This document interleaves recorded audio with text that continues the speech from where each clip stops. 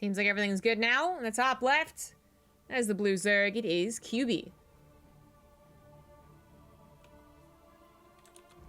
In the bottom right, as the pink Protoss, it is P7 God. Used to be called something different. Change your name to the name of Zest's old handle. That's the word. Old handle back in the Brood War Kespa days.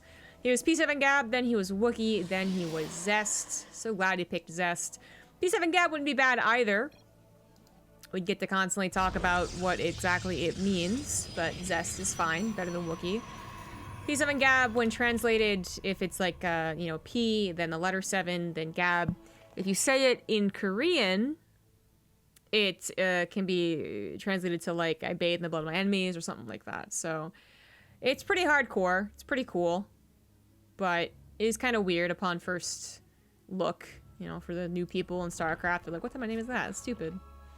Well, kind of. Now, this looks so much like a bait that you would, like, be like, it's obviously a bait, and then it wouldn't be a bait, and then you get cannon rushed. But the whole point of cannon rushing, or, well, a lot of the point of cannon rushing is not to be seen, especially if you're going to actually cannon rush, like, the low ground, and not just try and get the contain with a robo and shit, and like forge on low ground type thing, is that you want to be able to kill the hatchery as it pops and it can't be canceled, and then your cannons peer and they're like, oh my god, no, cannon rush.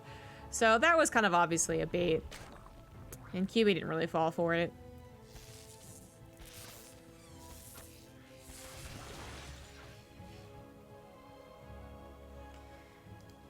So as I said, P7 Gab can be a little cheesy, but so does any good Protoss. I think what we're looking more towards in this series, not like a cheese like we saw from Poison, you know, like a Proxy 4 Gate, which is pretty much the cheesiest thing someone can do. But rather towards these two base Immortal Sentry all-ins, not just because it's the flavor of the Korean tournaments lately, but it's because it's also that P7 Gab was already opening up with when I was watching her last. But this time it's going to be a Stargate, not a Robo Opener, so maybe she's just going through all the different types of openers. We might see a Robo Opener in this best of 3, maybe not. But Stargate it is with 2 Adepts. One was chronoed and is being sent out, something that QB would have seen and expected. The Stargate's going to be a little more difficult to get a scout in on, but you will do the... What timing is it, like... I can't remember right now when an Oracle comes in, but the point is, you get your Spore Crawlers down. I want to call them Creep Tumors for some reason. Those would not help against an Oracle. You get your Spore Crawlers down, kind of in the nick of time. Either 1 in the main base, 2 Queens of the Natural, no drones of the 3rd type deal. And then if it wasn't a Stargate, well, no big deal. But the Overlord's actually going to get an opportunity to go in here. No follow-up Stalker, not even a Sentry for a little zappy zap. Just 2 Adepts, which do have to be accommodated for. There's actually too few Lings to stop this, and they will be getting a couple of drones. That's a little annoying. That is just QB making a mistake right there. But the good news is she will get the Overlord Scout. I guess bad news is it was going to be scouted regardless with the Phoenix first, but it showed itself by killing said Overlord. Actually, Fake's going for the 2nd Phoenix, so this is a little deceiving. The Oracle probably won't be able to do much damage, just in general doesn't do much damage, but there will still be a couple Spore Crawlers added on. It's more that this could potentially make QB think that we're going into like 5 or 6 Phoenix, right? Like a decent amount. Which would change up the follow-up. Obviously putting that much minerals and gas into Phoenix, you don't go for the follow-up Robo nearly as fast, which is what she's going for. I guess actually you would still go for it this fast, but there'd be something else lacking. Because the Oracle should be the last thing from the Stargate. So, if you can afford these 2 buildings, what would you not be able to afford with 3 more Phoenix on the way? I'm not sure. She's been banking so much in terms of minerals and gas anyways. But I would say that if you see 5 or 6 Phoenix, you don't usually see all-ins from that anymore. There used to be an all-in that was really quite nasty, where the only way you would, well, there's multiple ways to see it, but the biggest tell was that the Phoenix would never lift any drones. Those are the days, those are the days. Yeah, it's a follow-up into a Archon drop, which is actually quite common. 4 gateways total means that you can instantly warp in the 4 High Templars, and the 3rd Nexus is already on the way. Not to be disturbed by QB, who, again, might have been a little, like, you know, thrown off with, like, hey, where's the 2nd Phoenix? But even if it was the 5 Phoenix, or that she did think it was the 5 Phoenix, or whatever, right? It's not that much of a difference here.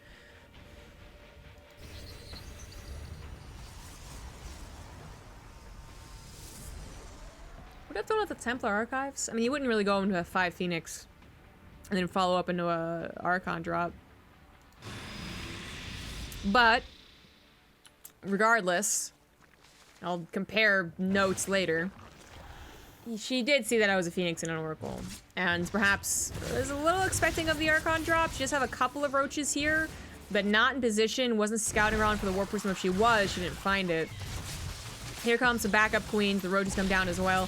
A little clumped up, though, and there's just not that many of them. A good focus fire on the Warp Prism. It will take some hull health damage. A little bit weaker for next time it tries to pop back in here. But with an Observer in tow, it can go ahead and clear up some creep spread. It's going to be looking for any Overlords. And it could theoretically dive a little deep into the main base, try to get some drones, but that would be the dangerous thing to do. Phoenix going to just be a scouter from here on out. Ling's looking for any abrupt move outs of an army, but the army has not grown in quite some time. QB just now going to see if this 3rd Nexus? Well, she's not going to see it. She's got to figure it out. But I feel like she would want that information. Okay, well, she's figuring it out. She is going in an infestation pit.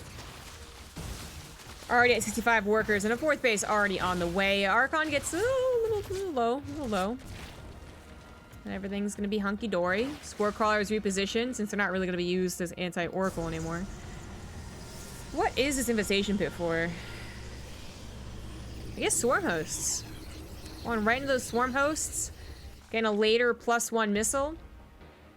And maybe Hive will come at a later time, but a much later time. So, Roach Swarm Host. Okay, alright then. It's something that P7 Gab's gonna want to go ahead and scout, but she has not gotten back into the natural in a little while. It's actually one of the few places that an Archon drop wouldn't go into, really. 3rd base, kind of open. 4th base, not even protected. Main base, enough space to harass. Although nice placement of 2 Spore Crawlers. Natural, that's diving a little bit on creep with not a lot of ways to escape. So that is usually the safest place to put tech. It's also usually where a Hallucinated Phoenix would want to go first, because it's the one place that wouldn't really wouldn't be scouted, but no hallucination. There we go. Double hallucination going out. The same way that QB wants some intel, but I guess is instead kind of figuring things out. Again, still no scout in the 3rd Nexus. P7 Gab also wants intel, so follow-up Spire is probably the most, like, dangerous thing that could just straight up kill her. She is scouting the natural now, still no sight on the Swarm Host. She's gonna see Infestation Pit. Oh my god, you're so close to doing it.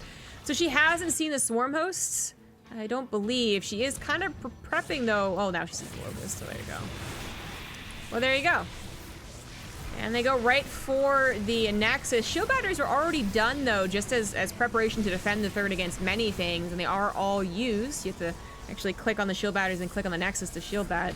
But it's used very appropriately. Immortals protect against an attempted run-by of roaches. Cybernetics Core will die. A little annoying for warping in those extra sentries, I would say, but we're actually talking about a lot of non-Cybernetics Core units being warped in right now. Immortals, Zealots, Archons.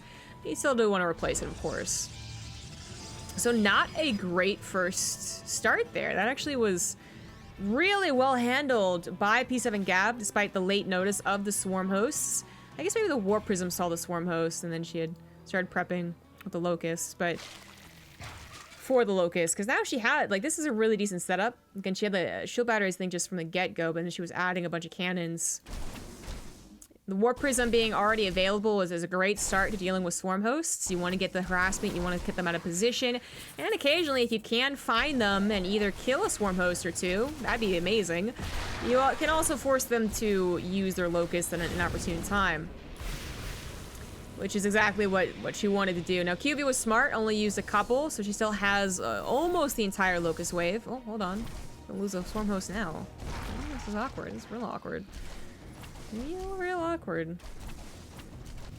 QB does not have much army if her Swarm Hosts aren't involved in the battle. The army that she has is going to be really weak against the army that P7 Gap has. I mean, this is even upgraded, at least one upgrade, +2 about halfway done for both parties. Dark Shrine now following suit. Another way to get to Archons, but also just straight up harassment. Speaking of which, a lot of Zealots trying to go to the natural, but Spine Crawlers aplenty do a ton of damage to them. In fact, all of them live.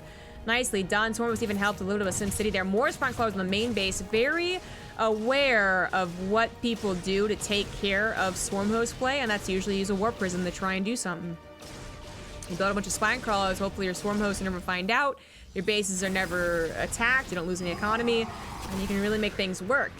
Phoenix are another thing to really be bothered by. Initially I thought this was, you know, because of the Muta threat potential, because she wasn't getting any sight on that second tech.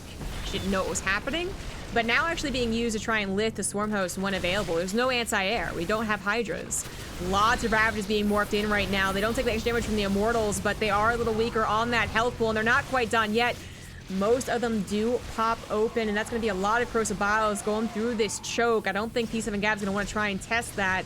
The Phoenixes can lift a lot of different things here. They can help out a little bit with those Locusts as well, as you see, but they're going to have to make a choice. They look at Ravagers, with the Swarm host. What's going to happen there? Corrosive Biles do hit, I think, was it 1 High Templar? Locusts do end up landing on something. I mean, trading out anything, right? It's got to be better than nothing.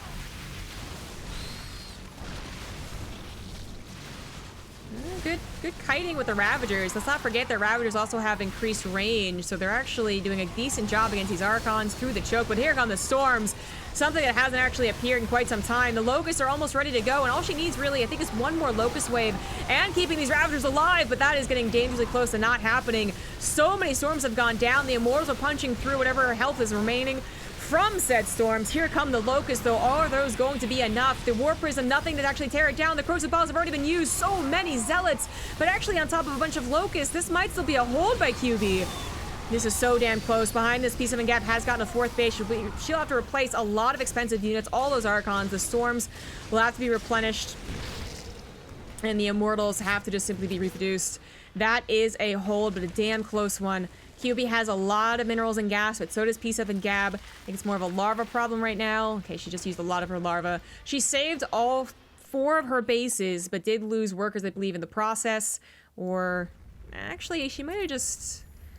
Either that, or she used them to build these Spine Crawlers, which would make sense as well. So she's down to 56, which I would say usually is not what you want, but because it took them so long to have an actual engagement, as I mentioned, they both have quite a big bank.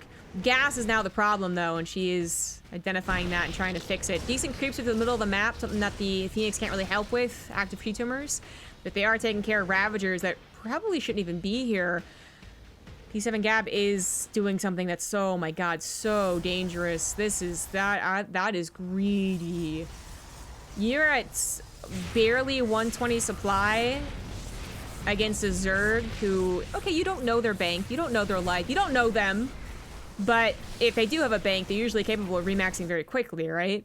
And your decision is to not replenish your supply first, but rather to go into a bunch of Stargates. Ooh, that is tough, you know? If QB did have all 8 gases taken and she remaxed immediately, even with, you know, just bare bones roaches, she would be attacking in right now and dominating. And she would also be able to get in maybe to the main base, see the Stargates, and then react appropriately.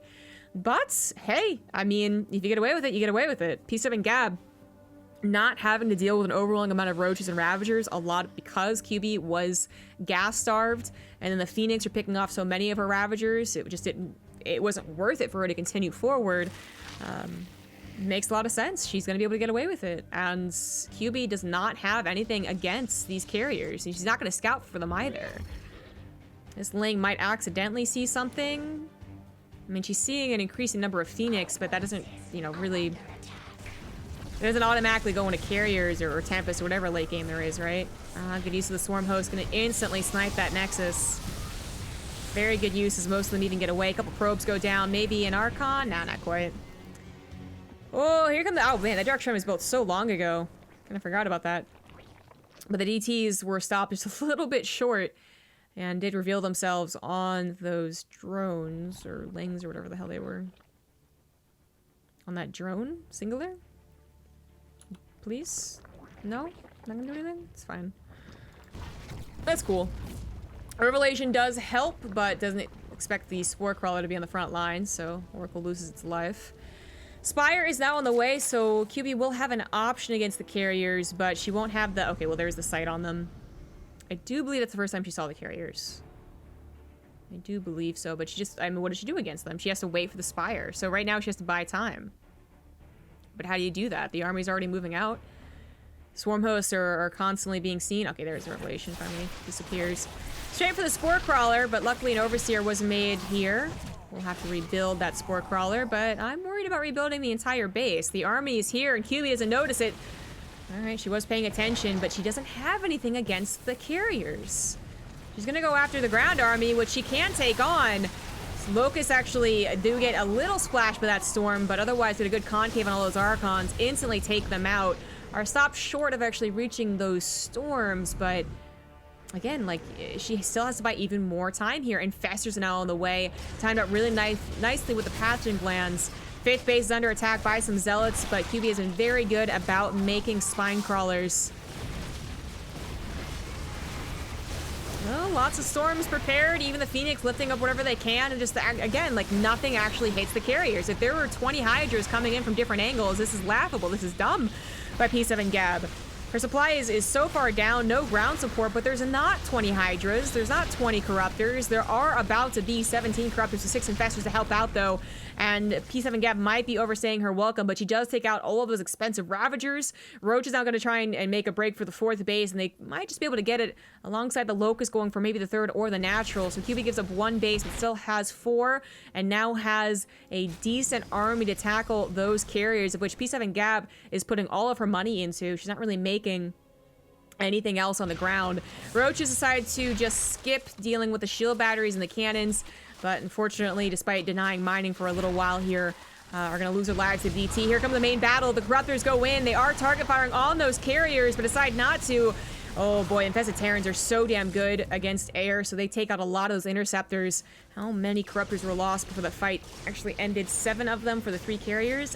Not so bad, I guess.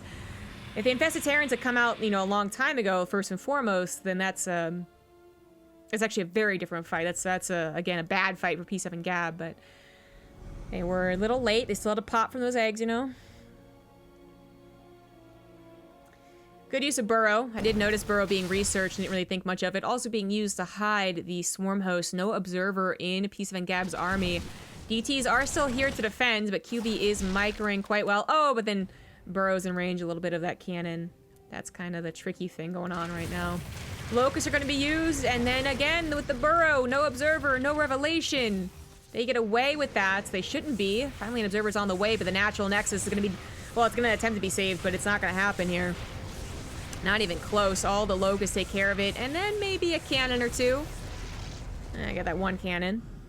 Swarm Host can't leave. P7 Gab's trying to, you know, purposely keep them locked down while she waits for the Observer. Unfortunately, this is not a point where QB would want to give those up quite yet. If she was banking 2000 and this is a loss, then it's probably even better, because she can replace the army supply with something good like Corruptors or more Infestors. But that's not the case here. In fact, she's now struggling to get a decent supply count, down to 46 drones on what is only 1.5 mining bases, and has just lost her, quote-unquote, like, free resource there with the multiple Locust waves. Her army is still powerful against the air army. She does go for the Neuroparasite on top of the Archons, but then has to break it. Instead pops out a lot of Infested Terrans, which will tear down these Interceptors, but the Corruptors have stopped target firing on top of the carriers, and they were melting to the Archons anyways, and P7 Gab will be taking the first game. GG. Nicely done by our Protoss Turtles. And now she just will never have her own Squirtle card. She never even had the chance. Because there's no Squirtle card in the Pokemon Pikachu. Hold on, in the Pokemon Detective Pikachu special Pokemon pack. It was hard to say. Alright, so we're back into game number 2. On the bottom right is the pink Protoss. It is P7 Gab, up 1. In the top left, as the blue Zerg, it is QB. Already went over the last game, but just to reiterate. Good macro from P7 Gab. Maybe a bit of a surprise attack. QB a little underprepared against the Archon drop. A little underprepared against the swift follow-up after the Swarm Host did basically nothing. And then was definitely surprised by the carrier transition. She had started to invest into a Spire, but I do not believe it was because she thought of the possible late game, but rather to maybe help with the Phoenix number that was growing to 7, 8, you know, kind of a scary number. Or that she also was thinking of the very future, her own future, right? She had Infestors, and now maybe she was going to get Infestors. Then she got Infestors as the fight happened. And she was maybe thinking of a Hive and a Greater Spire as well. But point is, it wasn't fast enough, and she didn't get the type of game I think she was really looking forward to, which was, for her, kind of expected to win the tournament and win against everyone that she plays against. It's a lot of, like, she'll probably be in control. She'll not die to anything in the earlier mid game because she'll play a safe game, and then once she's, like, you know, allowed to break free of those defensive chains, that she'll be the one in control and multitasking and really surprising her opponent. The P7 Gab just did not let that happen. Very solid play meant that she had appropriate attacks to punish someone who was still on those that limited technology, the limited army as well when Locusts aren't off cooldown. And did take a little bit of a risk with the fast transition into the Stargate off of such a low supply, but it you know, absolutely worked out. Now, P7 Gab, being the Protoss player here, because you're going to assume, for the most part, that the Zerg isn't going to do any 2 or even 3 base all-ins. Well, you know, early third base all-ins. You're going to be looking a lot more to the Protoss player. What technology do they send down? Did it. If any, I suppose, but Protoss does throw down technology. I guess there's a world where someone has a 4-gate build still on 2 bases against Zerg, but you're living in the past, dude. Get over it. This time it is going to be that Robo, which is what I predicted last game when I said I should see it in one of the games today in this best of 3, and well, here it is. Stalker first as well, looking for the Overlord that sometimes is over here, or sometimes is chilling over here. But most often certainly is right here. But, you know, some Zerg players like to have a second one. And in fact, a second one is kind of on the way to the position that P7 Gab just looked at. But she's going to have to wait for a Warp Prism to do anything about this Overlord. Which means, right, QB seeing the Stalker first, already, you know, a bit like, okay, that's a different opener. You're maybe hiding something. And then also the Warp Prism showing itself, well, it's a Warp Prism showing itself, so you know what technology they ended up choosing. The Overlord doesn't really want to go over the Stalker to die, so we're not going to see that same Suicide Scout. If we did, it won't be as an effective a Suicide Scout as the last one. But it is going to be another Archon drop. I do believe. Well, the Warp Prism is going to be a little early. We might have 2 Adepts warped in first, as we've been seeing that a decent amount. No, we're gonna have Zealots. 1 extra Zealot to block the wall, and then she's also not starting up her 2 gateways. Okay. Okay, never mind. She does still have enough gas for Temple Archives, though. I mean, to have a, you know, an Archon drop and very fast charge is something.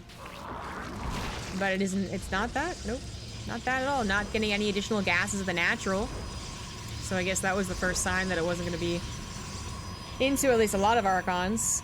And a lot of gateways now coming down. So just the Immortal all-in, but not Sentries. It's going to be with 1, maybe 2 Immortals. And then you are going to be going for just a lot of charge lots.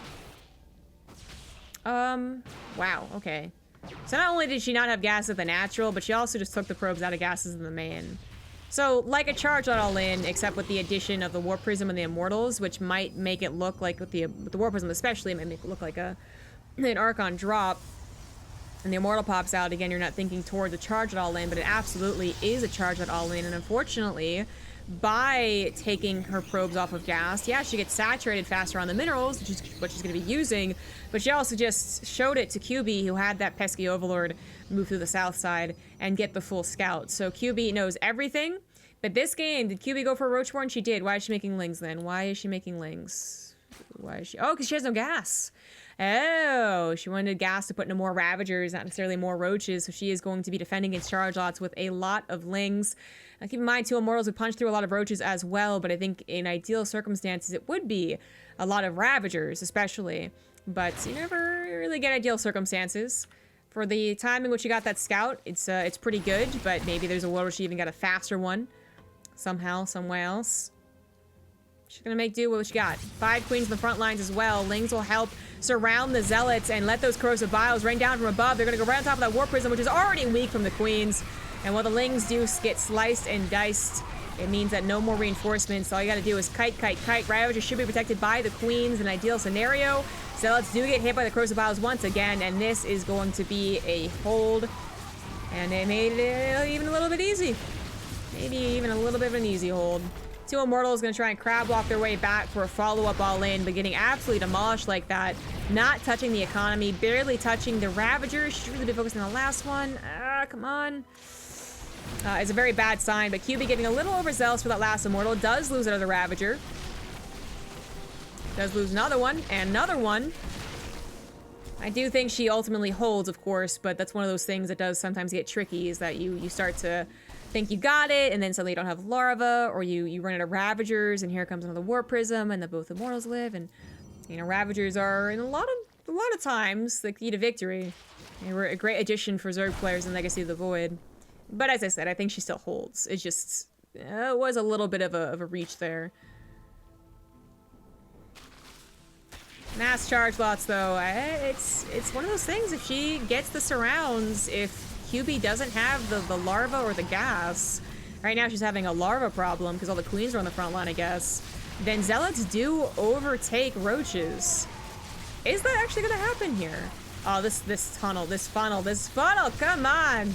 Get through there, Zealots. Jeez Louise, the Queens are not going to be able to take out that War Prism, but damn, do they get so close. All the Queens go down. The last Ravager is going to go down. Zealots trying to enter in the natural. You're not actually doing anything, but more Zealots in the main base. That War Prism is so damn low. This Queen would have been able to get it, but QB wasn't thinking about that. She was thinking about micro against the Roaches. Has she actually let this game go? Oh, no. Yikes. That's a yikes. Even if she hasn't lost the game right here, right now, she has been sent back down to 28 workers. The War Prism is still alive for more harassment opportunities in the future. And behind this, P7 Gap did resaturate her gases, and going into 2 additional ones, we'll be able to afford more Immortals and perhaps even get up to some Archons or Storms or what have you, all while buying time with more Zealot harassment. This is not a bad situation for the Protoss, considering especially how the initial attack went, but she's not quite able to saturate her gases. She actually is quite leaning down here with Chrono Boost, and that's a bit of a problem. Thank you, Base Trade TV, for the big raid. Thank you, Bacon Hero, for the 10 months. What's up, Rifkin? I hope your stream went really well. You're watching the possible conclusion of the first semifinals of the day, where our resident Banshee Queen might be getting taken out here. Now, she might be down in workers, but her army is quite convincing, and P7 Gab is not building any Immortals, and that just is such a big problem for me. She's gonna try and go up into Disruptors, but I actually think that Immortals and Sentries would have been the better call. And then you can buy your time to get up to those Archons as well. I think she might be messing up the follow-up here. Also, again, not using the Chrono Boost. She'll have all Chrono Boost in the world for the technology here. No, you don't need the Twilight Council! You already have one! Oh, I don't think P7 Gap's ever had that weird moment where the Zealot all in does barely enough damage. And her follow-up is really clumsy. Thank you, Stampede, for the 7-month resub. Hello, everyone. Welcome to the channel. Yeah, this is getting so this is so awkward. QB. Ah, man, King's Cove is such a good map too to actually defend with limited number of Immortals and Sentries, I think. Because you also killed all the Ravagers, and they'd have to make that choice, of the awkward choice of like, well, do I need more Roaches or can I afford more Ravagers? And if this was a very smooth follow-up, and you're getting a third base with 2 going on 3 Immortals, 6 Sentries, trying to get on that Templar Archives, like, I think there's a chance you hold. I'm not saying it'd be easy. This is still a very dominating army supply, but there would be something here. Now, going right into Disruptors, it is usually the comeback like tool, right? Like mass mutas or Actually, what else is like a really good making comebacks? I mean, Disruptors are kind of the first thing that comes to mind, honestly. But they are like hit or miss, right? If you whiff a couple Disruptor shots, you're just gone. Where at least the Immortals are a little more dependable. And while Sentries have their force fields broken by Ravagers, if you get enough of them, and then maybe they can still help out. But just putting all of her gas into the Disruptors, even trying to hide them, I'm not sure if that one revealed she has it or not, but she's got 4 Disruptors. They better all hit. Bring back those Zealots. Go for the Disruptor shots. The Roaches come in. The Zealots, no, the Zealots, no! Oh, the box click. Oh, we've all been there. Oh, God. Oh, she's not even getting amazing hits here. QB just splits against it. Oh, this is it. That's it. That's game over. QB will defend against the charge all in and win this game as well. Brutal. Very brutal. And this one's going towards the wrong section, and at GG. QB will continue on to have another chance to make it to the finals as we're all tied up 1-1. Hopefully the lobby bug is done away with.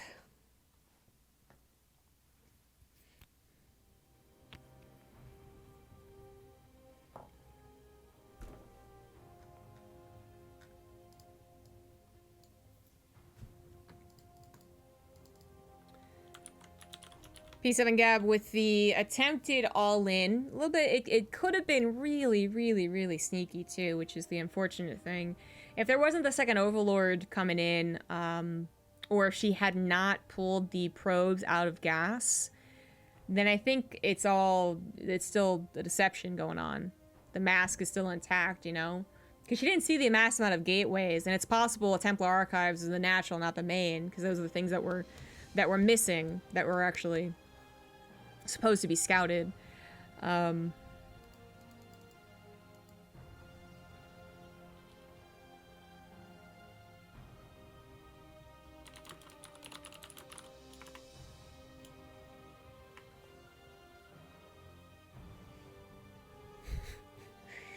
Yeah, the appropriate "you died" emote right there. But that advance notice did mean that she had the initial wall of Roaches and Ravagers to make it look, again, the first defense was almost easy looking. But then almost letting it go, almost letting it slip through her fingers by being overzealous, losing the units that take the most time to make and are the most effective.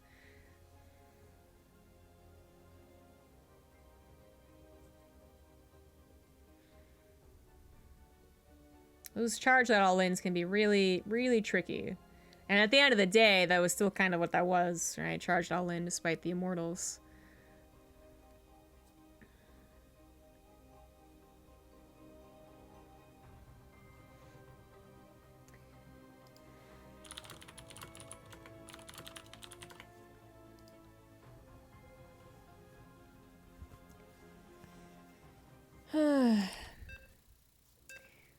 I feel like you give that game post the severe loss of drones, right?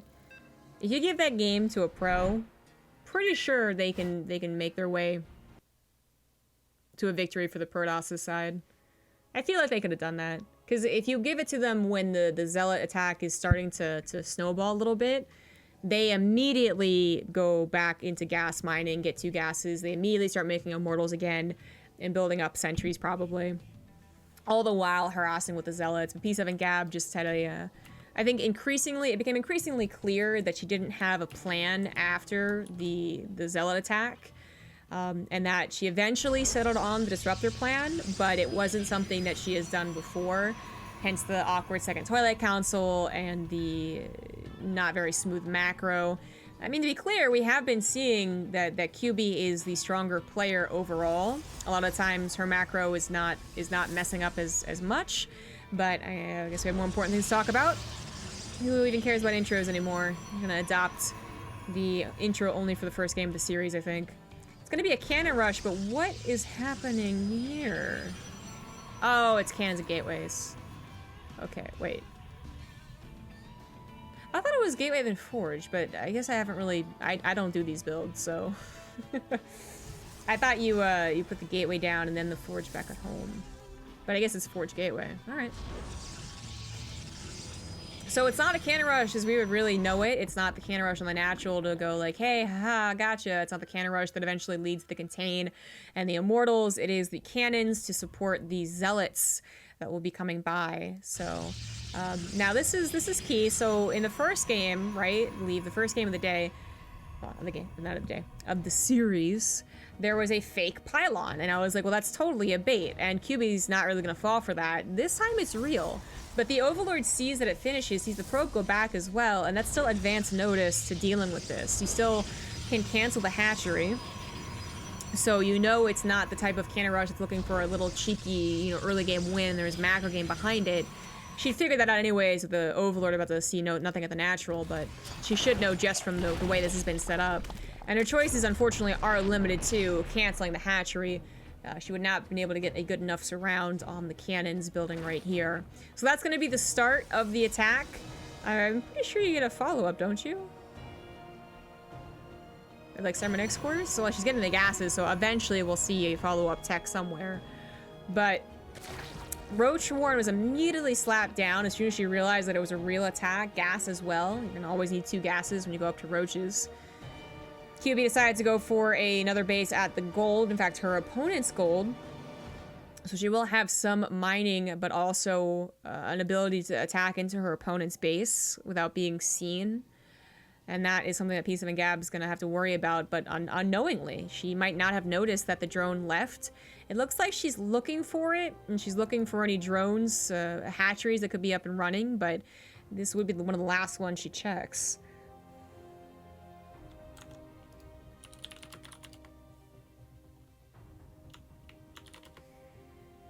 Okay, so this I feel is in QB's game.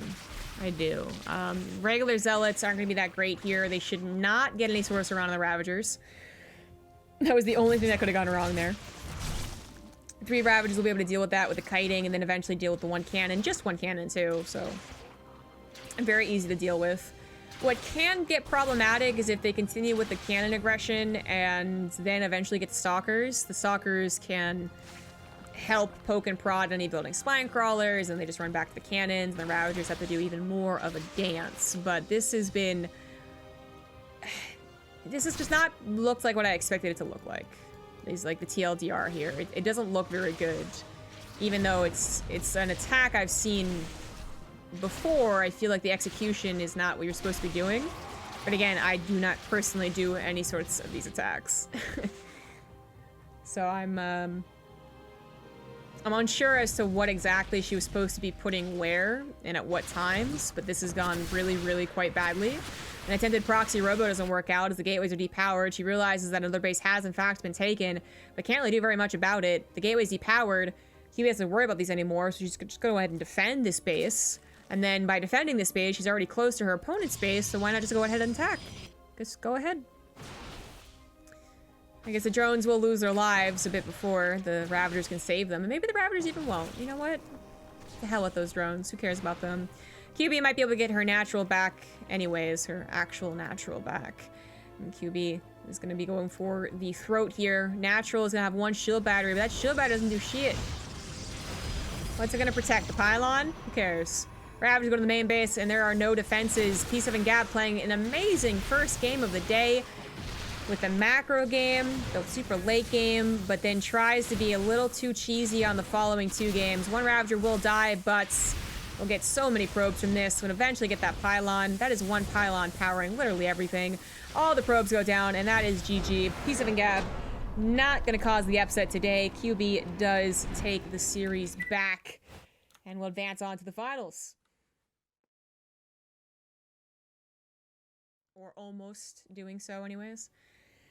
Looking a bit better in games. Maybe not winning them necessarily, but like, oh, okay, yeah, you know, she was up against Telia, and I thought that would be an easy 2-0, and then suddenly she gets a game that she almost wins, and well, see if she can do it here. Deity apparently a really big fan of Nova. I'm seeing a trend here.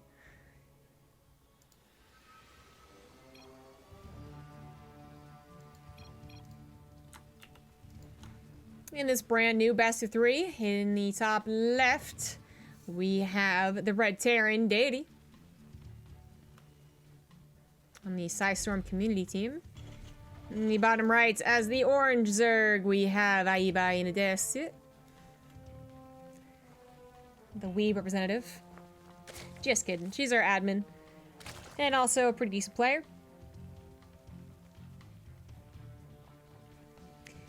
But Deity, as I said, has been looking pretty solid. She's been improving on general macro. Kind of working with what's recognizable. There we go, recognizable build orders you might see from the pros, and just making them work better and better.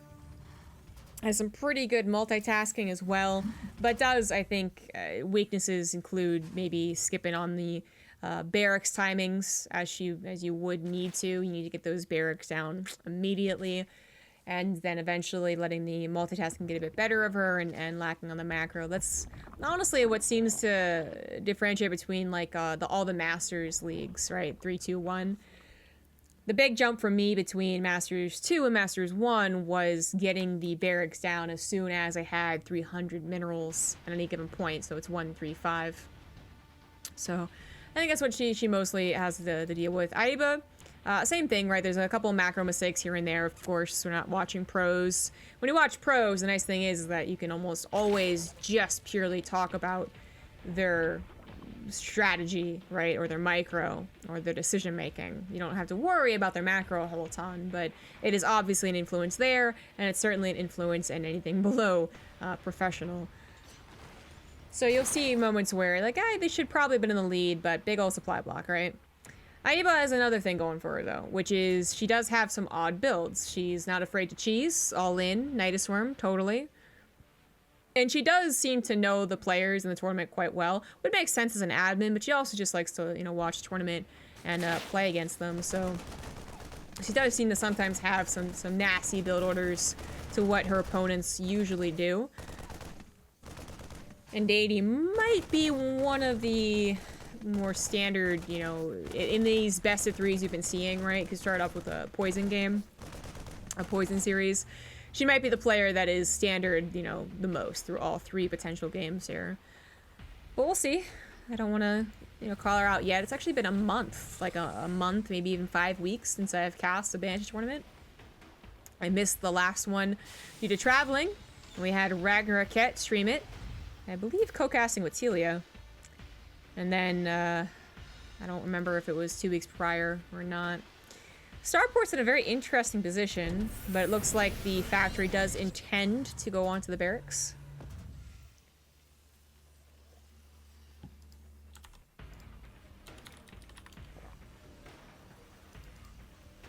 I find it, like, very alarming when there's a Twitch worker, Twitch staff, called Think Banhammer. I thought I was in trouble for a second. So the starport placed in an interesting position does just seem to be for any potential overlord that comes in through the north, which in pro games you don't really see the second overlord that often, but Aiba definitely still has it, and it could go into suicide.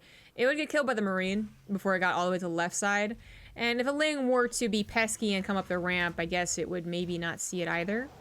This overlord, now funnily enough, if it wasn't so weak already, could scout it. But that's a trick, isn't it? That's already pretty weak, and it won't do so. I have it going for a Roach Warren and a normal timed lair. I do believe this is just for macro. Now, whether there's like a later 1/1 Roach attack is still to be seen, but I'm saying it's not going to be for a Nydus Worm. Don't believe so. Deity has a growing number of Hellions here, but it's going to be going into bio. 6 Hellions, then swap off, perhaps. 3rd CC in the wall, of which the Overlord will see that, so no fear of, one, you can kind of tell Hellbent attacks from the wall, if you're really on point. And no 2-base all in, right? Which don't usually happen off the back of 6 Hellions, but yeah, still, it's some good information. I was wrong, by the way. I guess the other thing is that she never got an evolution chamber, so there's been no upgrades, and she didn't go immediately into 2 evolution chambers for like a 1/1.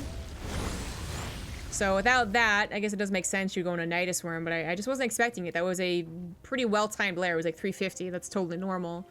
But it's a Nydus Worm. And it is going up against someone going for 3rd CC. Now, Deity did see the roaches and is prepping for them very seriously, but the one thing she's not preparing for is a Nydus worm. Uh-oh, SpaghettiOs. No, she just scanned the natural, but she's not going to see. She's actually scouting right now with something. Hello?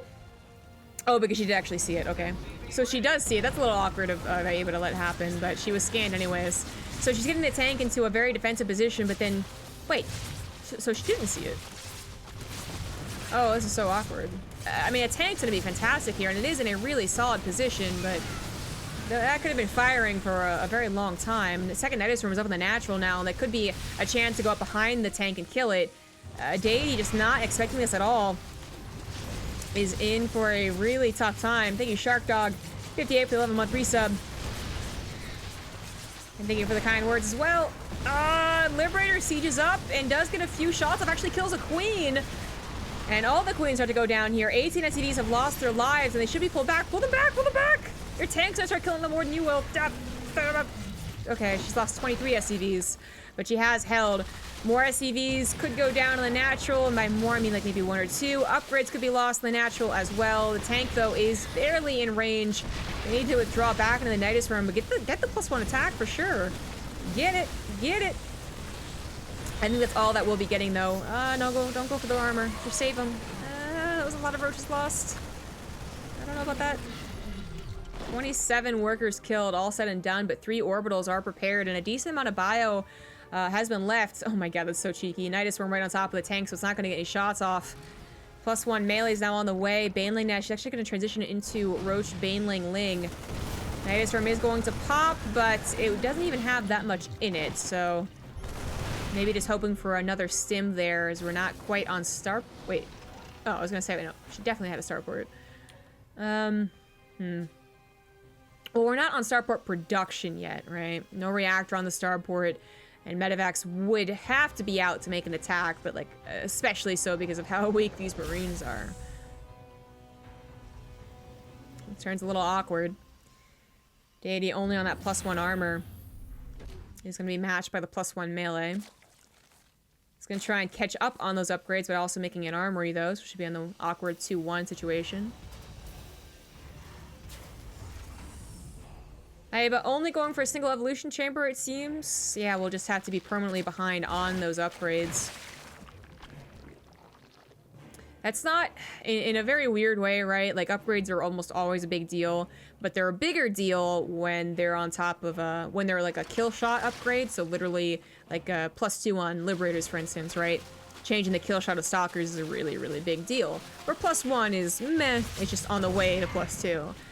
That's what matters most, and then also on units that have a high rate of fire is also when you really, really want it. That's when it makes the most obvious effect, but then on the flip side, right, when it's like, okay, maybe you can go ahead and not go for an upgrade on these units. We're talking on units like Disruptors. They don't need an upgrade to do that much damage. They don't get affected by upgrades. Cyclone, Lock-On, doesn't get affected by upgrades. Banelings do get affected by upgrades, but if they're going to get a good shot, then they're going to get a good shot, right? So in a situation where you have to make a comeback, when you have to make sacrifices, when you have to think about what you can give up, then upgrades can be a good thing to give up. In other situations, they're actually the thing that you want the most over 15 extra probes or whatever, right? So I don't mind the lack of a second upgrade, and I don't mind the composition at all that Aiba has gone for, but what she's really, really missing right now is not necessarily economy. 58 drones is not bad, but it could be higher. 4th base only just now on the way. Now it's creep spread. If she had a lot of creep spread, even up to like here, I'd feel actually quite confident, because she now has the scariness of Banelings, right? And Banelings on creep, Terrans don't really want to tango with that unless they're absolutely sure they can take care of it.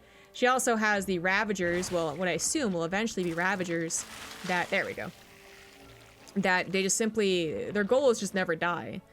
So if the Lings and Banelings are expended, they make a couple of bad trades, and hopefully the Ravagers are still alive and getting a lot of shots off. But the creep spread, despite not, you know, not only not being in the main, is also definitely not at the 4th base. The Ravagers do take care of most of the tanks, but then with all the Banelings gone, well, most of the Banelings gone, can she actually hold against this? She does have decent supply, and those Marines are stimmed quite to death. One Baneling hit with that +1 melee is going to take care of a lot of Marines, and the tank is going to go down. It looks like Aiba is, in fact, going to hold, despite not having any creep spread over at that 4th base. I mean, like I said, it's one thing not to have it over here, where they're probably not going to attack, but usually the 4th base is the most important thing, and Deity just not splitting her units, not getting that concave of Marines, is going to be forced to tap out after that attack. GG. Aiba taking that game with a very swift Nydus Worm. There's definitely some things that could have gone better for both sides. But for Deity, besides literally, like, realizing the Nydus Worm was on the way, should have had some better ways of dealing with that. You know, the 2 tanks, the one tank being in position, great. Or being protected, I should say, great. 2nd tank on the way, great. Marine count was pretty good. She probably should have only lost 20 workers instead of the 28 or whatever it was. And then she should have, I think, been able to deal with the low ground Nydus Worm, and not lost that +1 attack. But she also had a decent shot to win with that attack on the 4th base, to be honest. It didn't look that way. She kind of got rolled, and the army supply was in favor of Aiba, but in the way that you would expect Baneling Ravager to be. If she was more patient and had split forward units, or added 1 or 2 Marauders in, or had a concave on the high ground waiting for Aiba to run into her, then Aiba looks quite silly running off of creep. But such is life, right? The Terran player, well, I shouldn't be so biased. As any race, you can get your build orders down, you can get your macro down, you can even get the cool micro down, you know, the splitting 1 unit against 1 Baneling thing down. But a lot of us still mess up when the actual engagements go down, and we go, man, why does Innovation make this look so easy? And you go back and watch him, and you're like, oh my god, there's like all these things he's doing, all these things he's prepped for.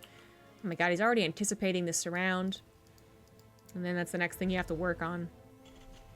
But it all started with a pesky little Nydus Worm. And even in the lobby chat, these guys are kind of joking. Deity picks New Repugnancy, and Aiba's like, ah, so you can get really easy scouting, I guess. Probably why. Probably why she chose it.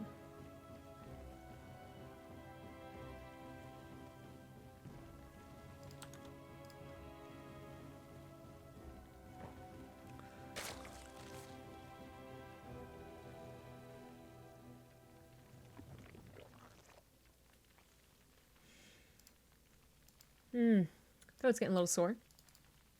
We had a pretty epic PvZ, if you guys missed it.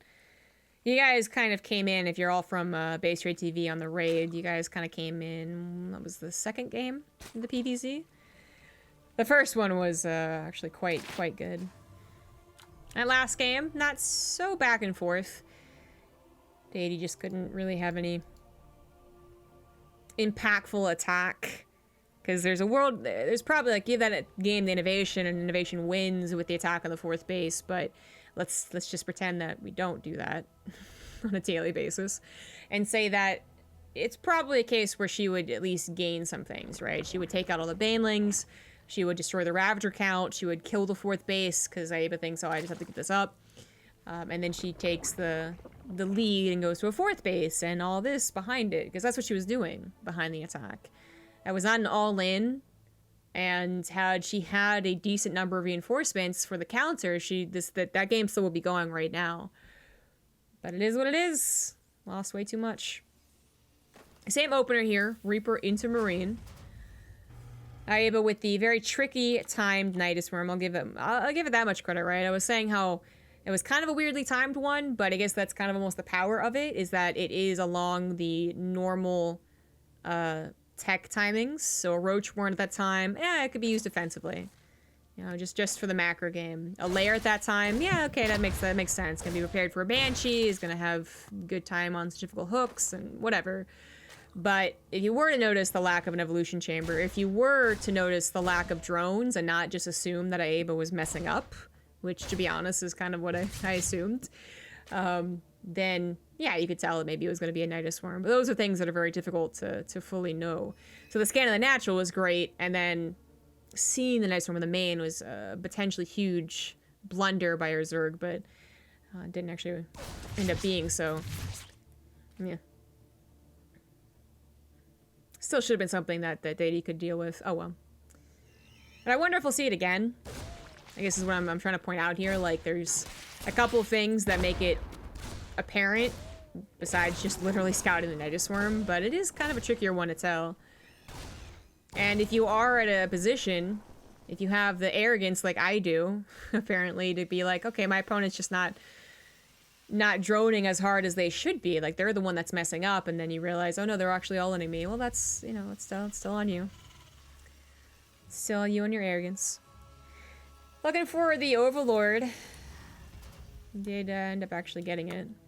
I don't know why. It just kept going, so I assumed it didn't, but it did. And this Overlord's the only one remaining to do any scouting information, which it's not being sent in to do. And the Marine could reposition itself to protect. But it is a similar opener last game with the 3rd CC, Hellions, and Liberator. A little late in that tech lab because the barracks took so damn long to get back home. I have been not going for a Roach War in this game, so it's not going to be a Roach Nydus. We're going for a well-timed Baneling Nest. Again, probably for defense if there's a Hellbite attack. She lost sight on the opening here, so... Wait, she's actually going to Ling Baneling all in? Damn. Keep thinking she's gonna macro, and then she just, you know, she doesn't. I just don't, like, in this case, I don't think it's actually any good at all. You haven't killed the Hellions, you just revealed that it's a Baneling attack, and now you go back into droning? This was just kind of weird. Yeah.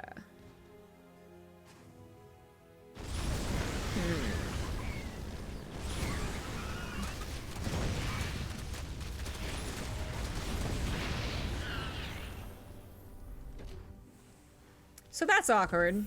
So the Baneling nests being made, and even Banelings being made, like 4 of them, is not that big of a deal, even if you don't end up needing them.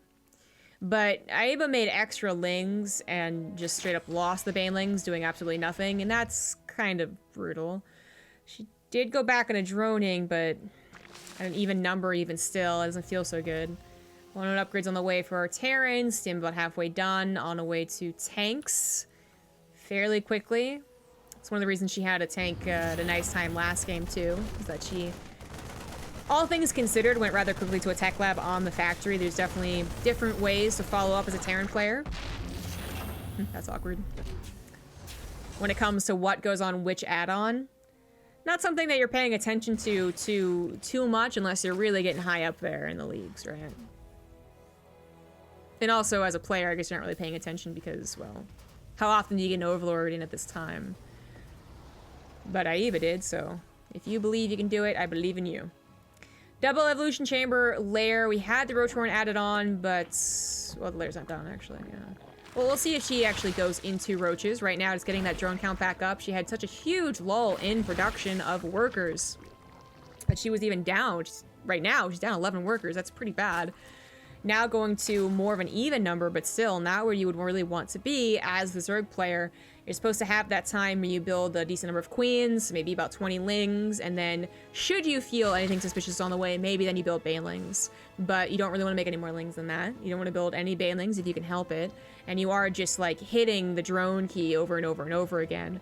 So that ideally you're at maybe 65 drones right now on your 4th base. So it's a little odd. Deity not only got a decent SCV count to her opponent, but also has a very well-timed 3rd CC on location. Disregarding this temporary supply block here, she had very swift macro game set up and is going into the additional barracks. There we go. Little hit squad to clear up some creep, maybe find some creep spreading queens. Is hitting at a pretty nice time, around 7 minutes. It's a decent time indeed. You generally do not want to boost in. You always want to have the boost to escape, and she does. Liberator can still be used for some harassment. It doesn't really have anything yet on its kill feed, and yeah. It's kind of a useless Liberator. I believe in you, though. You do you, Liberator. Mineral You field do it. depleted. You go for it. I believed in you the entire time. I no longer believe in you. Yeah, she got some drones. All right. Well, his squad's still looking to do something, but uh-oh, pay attention. Or not. Oh, the Reaper and the Hellion distracted Ava. Ah! Okay, she got him. She got her, not paying attention. Oh, she got her. Deity once again with a fairly fast fourth. I didn't see the last game how far along the fourth was, but I saw a big old building. And I knew she wanted to go into a macro game. But this is, well, now we do see it, right? We're talking like real macro here. Deity might be a little gun shy on pushing in the mid game because of last, but she really, really should. Especially as 2-2 seems to be pretty well timed out here. She could do a 2-2 push. If she moves across the map and cautiously moves up to creep, she'll probably buy enough time to get to the 2-2 whenever Aiba pushes into her. Scan of the Hive also reveals a decent timing there, so you know that they're investing into things that won't actually affect them quite yet. Just all signs point to the push, so I'm glad that she is in fact pushing with double factory production behind it and a drop going to the south. You do usually expect the attack on the south, but this actually isn't so bad. There's even less creep spread to the north side. Oh, but then her entire army is like trapped behind tanks. That's so awkward. No! Well, she's still gonna win because her supply is insane compared to Aiba. Aiba had such an awkward opener, you know, first 8 minutes of droning versus trying to ling baneling, you know, and then the fourth base was finally up to a decent mining count, but later than you would want, plus she's getting the Hive on a very, very low supply. A lot of things just looking more awkward for our Zerg player, where Deity really did get quite the good macro game going. She didn't have to worry about anything happening to her because the banelings were totally useless, and was able to focus at all times on her macro, which does seem to be superior here, certainly in this game, as she has a 60 supply lead, somewhat due to the attack, right? But even before the attack happened, and it was a weird attack, it was clumsy, she was still up like 50 supply, so that's a good sign. Fourth base turning into a planetary. She does not have to be shy about continuing to push here. Just take creep spread seriously. Stop moving your entire armor into creep spread. Stab it.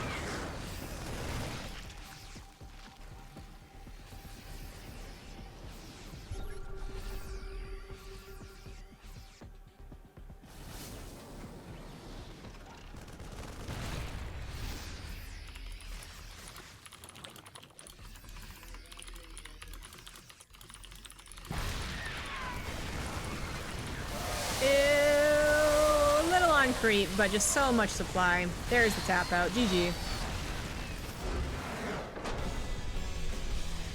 Deity does take game number 2, and that's the Deity I was expecting to see. Not so thrown off by a Nydus worm, but actually just looking better than her opponent.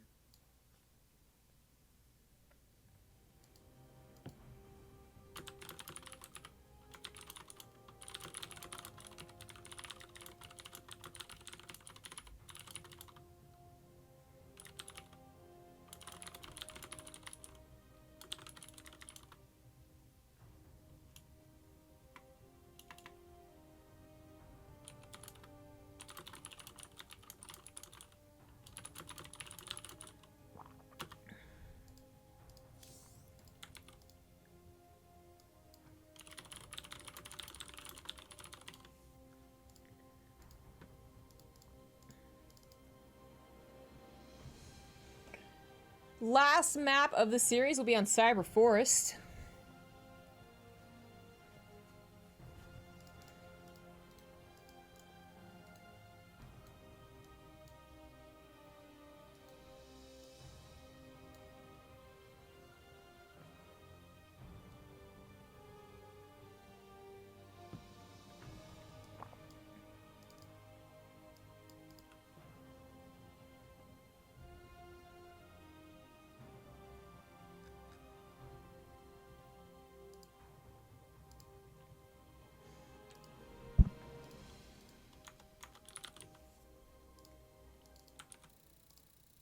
I, for one, am excited to see who ends up taking this series.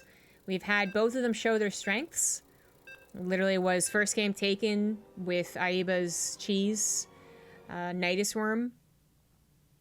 And while it's not necessarily always cheese that defines Aiba, it is kind of a weirder play style that seems to make her opponents just get caught very off guard. And that's how she takes wins out of the case. If she's facing someone that's, just hundreds of MMR above her anyways. For Deity, we saw that she does play a standard game quite well. When she's not messed up, when she can do her thing, then she is quite good at the macro game. And can hit, the 2-2 timings and the max out by 10 minutes and so on and so forth. And in that game, she was not disturbed. Aiba wanted to. Aiba wanted to do a lane banding attack. Kind of an awkward timing. But it really, really failed.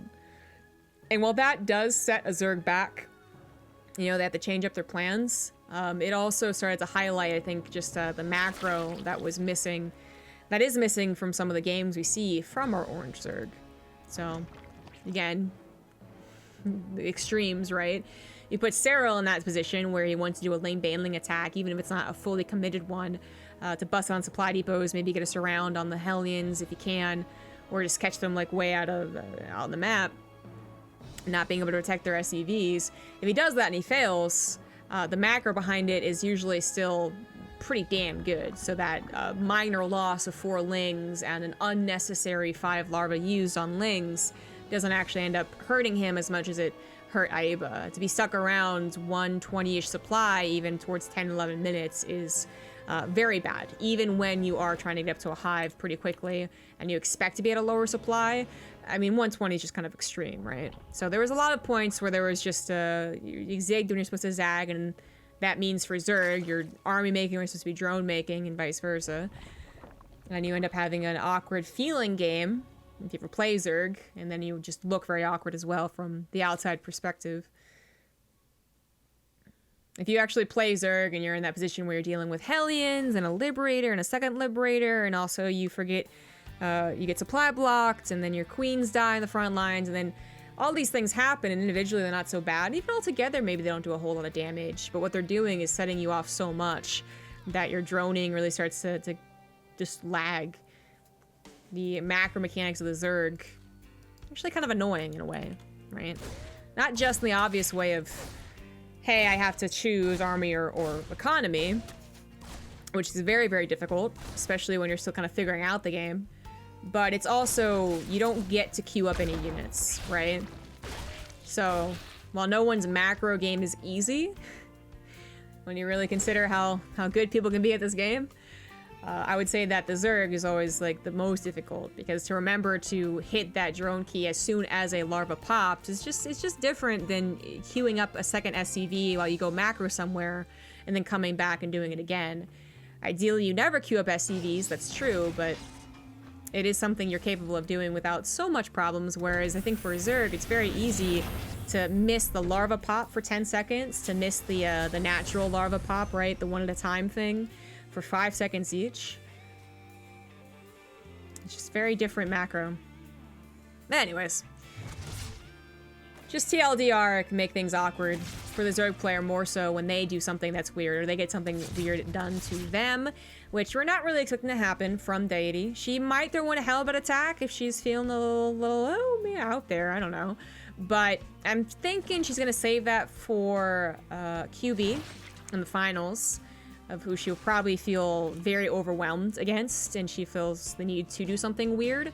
But as she would probably most times beat Aiba, as long as it's somewhat of a straight up game, I'm thinking she won't do any cheeses. She will just look for, again, the opportunity to get to a good time third base, and kind of an agree fourth base, and hopefully out macro her opponent, because her control of her units isn't quite up there yet.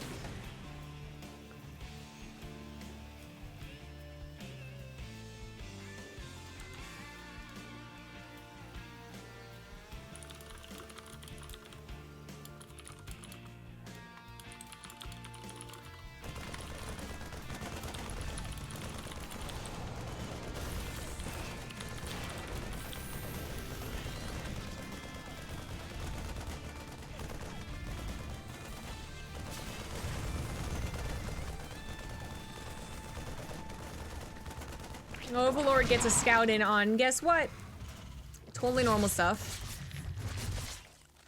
It's still good information, just because there is a potential that Deity goes for a Hellbound attack, or hell, even mech. Maybe, right?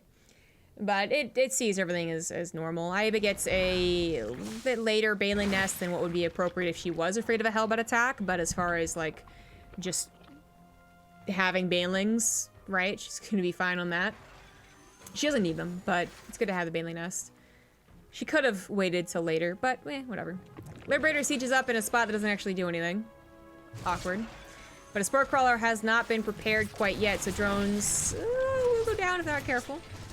Hellions try and clean up creep tumors. Unfortunately, it takes a lot of Hellions to clear up a creep tumor, so it's usually not worth a scan with either Hellions or Banshees. It's so frustrating that the typical thing to do, and pretty much because it's the best thing to do, is to get 2 Banshees, and it's 3 Banshees that kill a creep tumor. Oh, it's so frustrating. Anyways, a very swift third base taken, actually, even before an orbital. So this is... I guess if you have extra SCVs to send to your third, then I guess this is fine. But usually you only want to send a command center over as a non-orbital if you're, well, 1, making it a planetary, but then 2, if you're, like, severely oversaturated. Like, you have 12, 15 SCVs to send over there. But either way, when she gets a down location, this, you know, going back to, like, if you ever played Terran, if you ever played Terran and got a delayed third versus, like, a third when you wanted it, it feels very different. Hellions lose their life without much to trade out for. Just a dozen lings, not even. This last one thinks it has a chance. It doesn't. Oh, look at the last hit on 3 lings. Way to go, buddy. 4 lings even. Those could have been kept alive and together with the attack, but oh well. Aiba going fully into Ling Baneling, by the way, now even adding on a Spire, so a very big change up from the Roaches she has shown us in the past 2 games. Already on those 1-1 upgrades as well. We'll be beating out Deity's upgrades.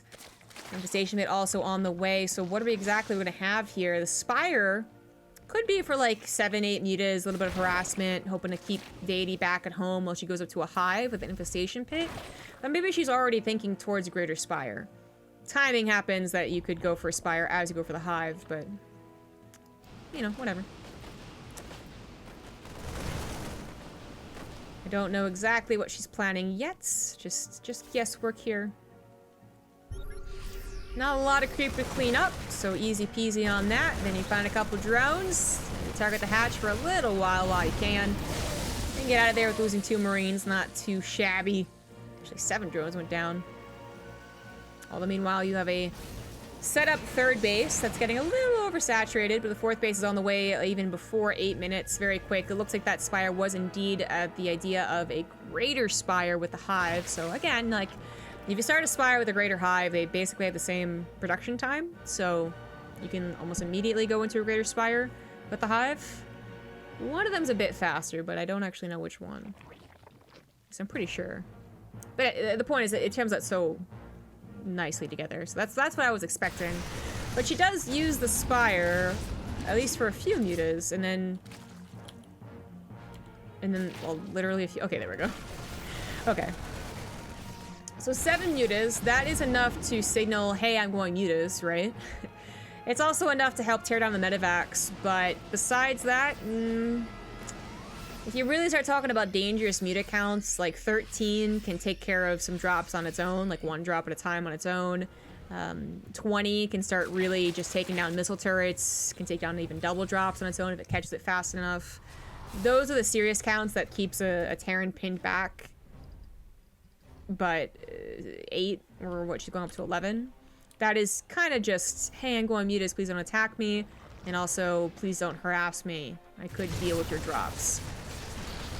Speaking of harassment, nice little snipe on that queen, but Aiba does have extra. She's up to 11 queens, so when I say she has extra, I mean she has a extra.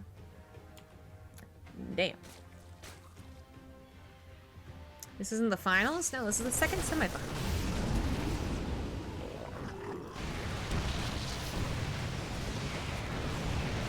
Nydus try and tangle with missile turrets, but Deity actually knew the Spire was on the way. She started building a Thor a while ago. Missile turrets do help here. There's a mass repair. Meter count sent down to 8. Slings in the 4th base do some damage. And an attack was looking to hit the 3rd, but a huge wall was set up, so it doesn't do too much. But the SCVs do take out some SCVs along with the missile turret finally, and 1 Muta will die. Okay, so all the Mutas are dead. They sacrificed all of their lives for 16 SCVs with the help of some Lings off to the 4th. Overall, probably not worth it when you consider what Mutas are supposed to do. But for this specific game, I'd say that they probably were worth it. Again, trading 1,100 gas for 1,600 minerals maybe isn't actually a good trade, but... Or not 1,600 minerals even. 800 minerals. Yeah, so really not a good trade. But because they did buy time, they did do some damage, right, at least. That is what Aiba was mostly looking for. Now, I thought she was going to go up to a Greater Spire, but she didn't. It's Ultras, but the point is she still bought time for Hive Tech. She's going to have three eventually, a little bit faster than the Terrans. Pain spending is almost done, Adrenal Glands as well, and she does have already at least a couple of Ultras out to help here. 5th base also done on 78 workers, where Deity's up to 83. She's really on the TY side of things when it comes to the Terran macro. Fast 4ths and a lot of SCVs. But is her attack going to do well against the growing Hive Tech of her opponents? Usually, no, it wouldn't. But Aiba is not really on Hive Tech quite yet. Only 2 Ultras doesn't really count as that. And here comes the swamp. Now with the high ground, this should go well for Deity, and it does. Most of the Lings, if not all the Lings, have been expended. 3 tanks still alive, helping to chew through the Ultra's armor, but look at all those Queens and the Marines, the poor Marines, trying to chew through that much armor without any Marauder help does not look too pretty. Also, maybe some mismanagement on the actual attack, but when all said and done, when those Ultras are alive and kicking, and it's only Marines left over, the Ultras do usually win out. And they certainly did here. So Deity not expecting the Ultras, did not have any Marauders whatsoever. That's not just a mistake of the scouting, though. If we're going to be like extra critical here for a second. When it comes to, I think, even post 10 minutes, you do, actually even maybe post 9 minutes, you do usually see 1 Marauder at a time on that production. And then as you get to a 4th base, you definitely should have 8 barracks, and you should have the 6th, 7th, 8th barracks with tech labs. That's usually what you see anyways. Adding in the Marauders not only helps against the eventual Ultras, which you would expect in this matchup, but it also just helps start to soak up some Banelings and have that front line, like, creep spread, clean up, and stuff like that. So, I only bring it up really not to just be like, hey, I know Terran, but because on the defense here, I mean, this is a fantastic spot to be in, to have the Zerg come to you. If there were, like, even 8 Marauders there, I feel like it goes very differently. And as it were, there were, like, yeah, no Marauders, so... Anyways, Liberators are out. Marauders are now being added in. She did get those extra tech labs. She just was producing Marines from them initially. Mutas are absolutely useless. Those were absolutely useless. Definitely not worth it. But oh no, the command center actually went down. Ultras will lose their lives for it, but nice grab on the command center. Deity already has 2 extras finishing up, so maybe not worth it for Aiba's trade of her entire army. She's not exactly banking a whole lot. Drop also been killing a couple of drones here and there. Would I mind with drilling poles? Yeah. Very annoying. Drop does finally get cleaned up, but Aiba, not with a huge bank, is going to have trouble replacing the Ultras. In fact, she can't replace the Ultras, really. Just down to 2 Ultras and a lot of Lings. She's trying to go into Broodlord, so she's going to be saving all of her money up for that. Now, she has a strong economy when it's actually working, but she did just spend so much... Oh, whoops-a-daisy. She did spend so much attacking into the Terran like that. And Deity did hold... now also advancing her tech and really accommodating now for the late game. I knew she could. I think she was just caught in that awkward fight where she expected to maybe win without Marauders. But now that she's really adapted to the late game, we see that she knows what she's doing. We got Liberator range on the way, quadruple Liberator production, even Vikings being made, and in the case that it is Broodlord, she saw the Greater Spire after all. And now with a decent number of Marauders too, to really make this army quite chunky. The Widow Mines are an interesting addition, but they probably will... I actually like them better more I'm thinking about it, than continue tank production. But they certainly won't help out that much against the Broodlords. That's when the Vikings have to come in, but they will help against the ground number. Should they get the shots off, and they absolutely do. Actually, a couple of them on the Overseer is a little awkward. Marauders up on the front line do soak up a lot of the Banelings. Liberators siege up here will help take out the Ultras. Only Corruptors and Broodlords left for the most part, and only 5 Broodlords as well. 2 Vikings actually trying to deal with the Corruptors are not able to do so. Lings from the backside as well, and just barely with the help of some of these Broodlings. Oh wait, no. Uh-oh. Oh my god, the Broodlings, do your thing! Do your job! Oh my god! Holy shit. Okay, yeah, with the help of the Broodlings, barely does Aiba actually push through here. Queens all coming along to help out with the anti-air as well as transfuse on the remaining Broodlords. That is a lot of what Aiba has. She's replacing so much of her supply with Lings and now Ultras. The Deity is having a tough time replacing her supply. She's got a 5th base up and running. She replaced her 4th pretty quickly, although not in orbital. She has the economy once she has the time. She needs a full minute here to get remax. She certainly has the economy to do so, but she's not getting that full minute. Aiba replacing so many of her tier 3 units with a lot of Lings and Banelings actually might just be the right call. They gotta go through a wall though with Liberator set up. The Viking count has really grown here, and the bio count is growing as we see Aiba trying to build up her Baneling count.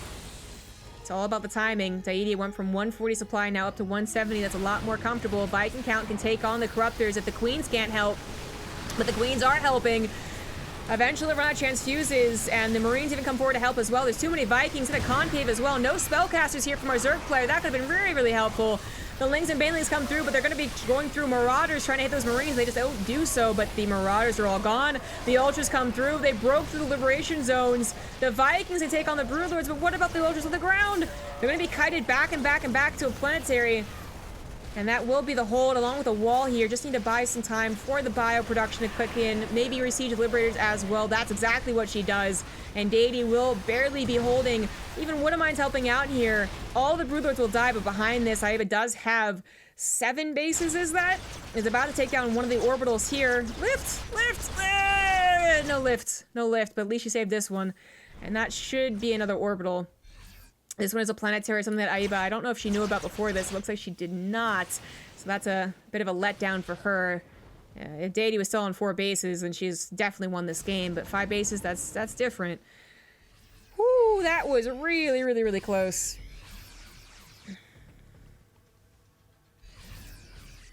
Ooh, my god, are you real? Oh my god. Oh, I didn't even notice. This is why I also don't notice when I have combat shields. I'm so bad at noticing when combat shields isn't researched. She never got combat shields. Oh, okay, that's why a lot of these fights have also been going a lot better for the Zerg player. Oh. Oh my god, she'll never notice. This game's gonna be over before she notices. No, don't land the Vikings. Is it really gonna work? If they kill everything on the ground, then this means they can run away from the Corruptors. I can't believe that worked. But it did, and now don't ever lift them, just walk them. No, what? No. I guess because the Marines are alive? Any amount of Lings come through right now. Seriously? Actually, we do have a upgrade lead for the Vikings as well, but as expected, they do die, just not as well as I thought they would. Only 4 Corruptors live after that, when I thought it'd be more like 7 Corruptors living. Well then. Oh my god, so many of these fights, so many, especially like, yeah, the first fight with the Ultras living at the end, the Marines probably win because they can last just a little bit longer. But I'm thinking about that Broodling fight. If there was combat shields, there's so many more Marines alive to take down the Broodlords, because there's only 5 Broodlords, it's really not a lot. Oh my god, she is gonna just regret this game so much if she loses. If she wins, Aiba's gonna feel really silly if she's even noticed. It'd be really silly of her to notice and then say something, right? We have another problem starting to sneak up a little bit here. Oh, really nice shot on that Widow Mine. The Ultras are coming into a concave of Marauders. That won't work out very well at all. Infestors also lose their lives, and never mind. This might not be a problem, but okay, there we go. I was gonna say, there is a lack of medevacs here as Deity is forced to stim and stim and stim and stim and stim. Looks like the Widow Mine got another, I don't know, something or another. These drilling claws have been a bit of a nuisance for our Zerg player. And still no Overseer means that these two off of cooldown will get quite good shots. They do ignore armor, so they're not terrible against Ultras. But the bio was so weak to begin with, and no Medivacs healing them. Deity has overstepped, definitely overstepped. The Planetary might hold for a little while, but no mass repair, and the Corruptor is peeing on it. Actually helps out so damn much. No repair. The last second does not work out. Deity, maybe, with the overstep right there, not waiting for more Medivacs, not waiting for more units. Might have just given this game away, but she does have another base up to the top side. She's going to be able to take out these Ultra. And this is not over. Widowmines also help taking out the reinforcing Lings. That can really help. Sometimes it's nothing but 10 Lings that help get this around to get the Ultra to cleave through this bio. As I always say, if it's just pure Ultra, it's kind of a laughable composition. If it's anything else, then it's scary. Speaking of scary, Lings with 3-3 no adrenal glands just ripping through these SCVs. In fact, more even sacrificing themselves. The command center was lifted, that's great, but Corruptor's get on top of it, and Deity no longer on 5 bases, just stepped back down to 4. Is gonna have to start lifting her orbitals to get economy back. She actually goes for the attack, goes for the aggression, and she does have Widowmine still backing her up. A Liberator as well. Her supply dips below 100, but that's so much in the SCV counts. The armor supply is actually quite similar. Oh, she never made this an orbital. Oh, base goes down over here, base goes down over there, but here comes the army. It's so many Lings. What are the Widowmines gonna do? Widowmines get good shots. They are looking for the good shots, but they actually gotta go back on the Marauders. Oh no, and still the lack of Medivacs hurting here. Oh, Lings being so good right now. So good. This base went down to Adrenal Gland Lings, it looks like. And while a drop to the north side does do something, still has a Medivac barely alive to do some more later on. This base is almost mined out anyways. We're actually talking about a very low economic situation, but it's the lowest for Deity, who's also struggling on the army supply now. And this is her with 90 army supply. She definitely has a chance, but she is down to 50 against about 80 for our Zerg. And time is absolutely on the person with the economy side.